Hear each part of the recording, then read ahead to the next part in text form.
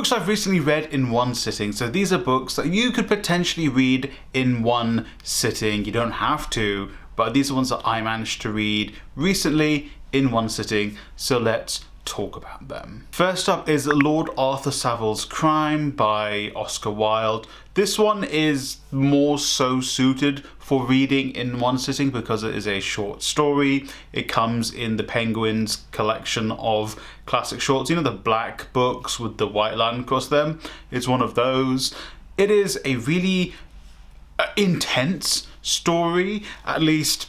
So I don't want to spoil it, but Arthur Savile is our main character, and basically this book is about his paranoia and how paranoia leads him to do things, and it just escalates and escalates and escalates. It's genuinely like, what's going to happen next? And the ending is very much you know, a very big culmination of that, and also I think a social commentary on things. But again, I don't want to really spoil it for you, but it's a very, very short read. I'd say at most 100 pages, but remember the books are this big as well, so probably even shorter. You can very easily, you know, get a hot drink if it's cold one evening, read through it in maybe an hour or two. Genuinely, I mean, Oscar Wilde is a fantastic author, obviously, but genuinely one where I was like, what's gonna happen next? What's he gonna do? And also I picked up quite a few new words from it, because obviously it's an older book, and I was like, what do these words mean? And then I wrote them down in my little quintessence book, something we'll talk about in another video, I'm sure. But yeah, The Crime, Sir Lord Alan Sugar. Me here. I feel like what I just said, Sir Lord Alan Sugar, was a reference to something. I feel like it was Come Fly With Me, David Walliams, but I'm not 100% sure. So someone tell me. God, what am I saying? Lord Arthur Savile's Crime is really good. And if you are an Oscar Wilde fan anyway, I highly recommend you pick it up. Next, we're doing a complete 180. We're going to be talking about environmental warfare in Gaza. Yes, very different vibe. This book I read on a train journey from Liverpool to London, so that's about 2.5, pushing 3 hours, if I think there was a delay. So this book is a non-fiction book, obviously, and it's all about detailing environmental crimes, or the way Israel has abused and used the environment against Palestinians. I'm pretty sure I made a whole video about it, so I'll put it on the screen here, or at least I spoke about it, I believe, in my Palestine Reading Week video. This book is, it is pretty accessible for a book that's very academic and scientific. I managed to understand like the bulk of everything that was said in it on the first read.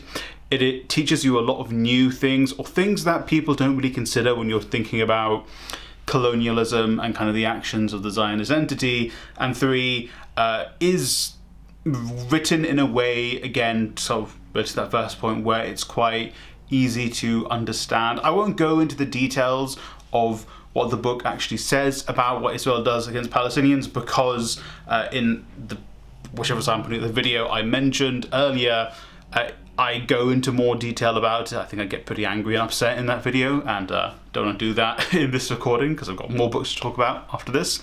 But yeah, this book is, again, like I said, a very academic read, but it's not super difficult. Like, I've read other more academic reads and they've taken me a significant longer time to read on this, but obviously I will add, it is a subject I'm passionate about, so because of that passion I may be able to get through the book or stick with the book more intently than perhaps if you aren't as passionate, or maybe, you know what I mean.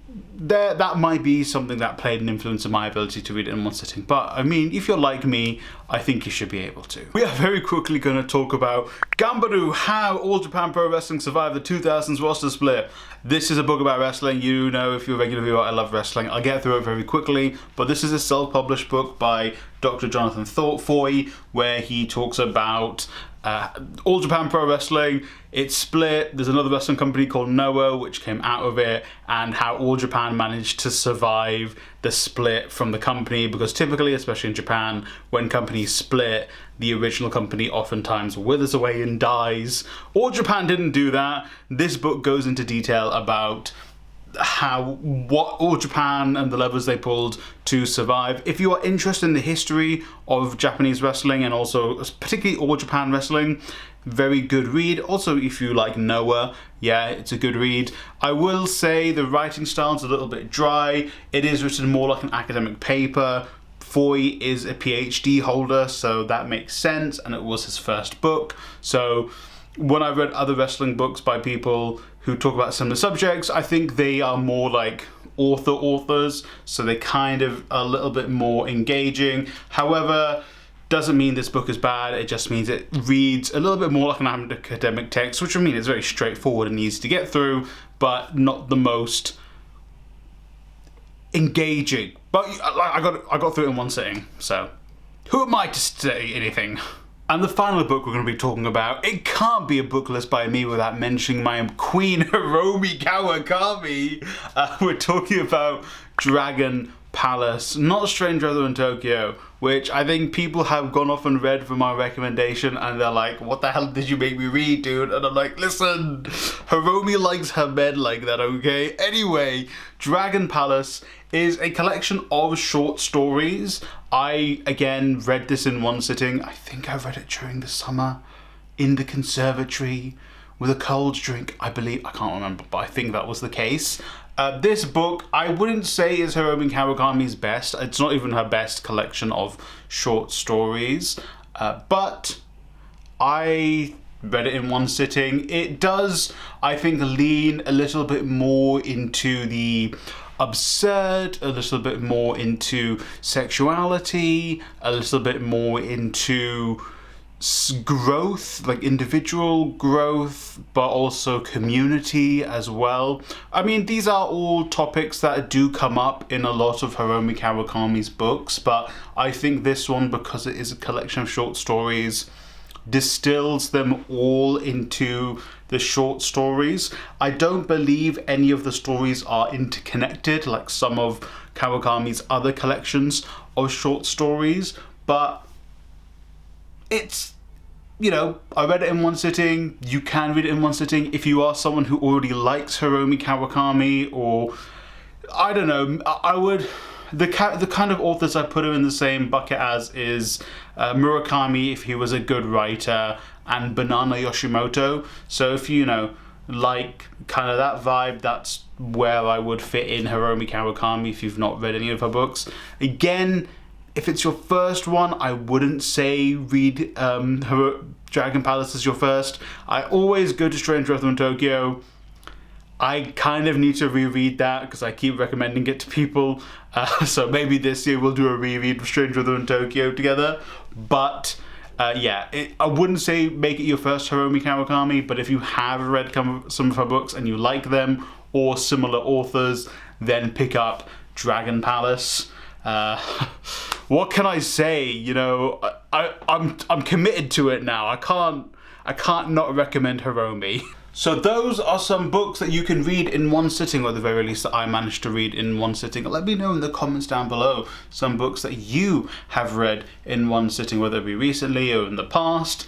Let me know down below. Before we sign off, and say a special thank you to my members. Members get access to special videos, the book club, the movie club, extra other videos, videos early, get to have input on the channel, on thumbnails, discussion threads, you name it, the members get it. So if you are interested in becoming a member, you can become one from as little as £1 a month by going below this video or on my channel. And if not, thank you for getting to this part of the video. I really appreciate it. Like I said, let me know in the comments down below any books that you have read in one sitting, and I'll put a couple of the books in the description down below for you to pick up as well. Thank you for watching. Bye. Have a really great book today. That's my normal outro.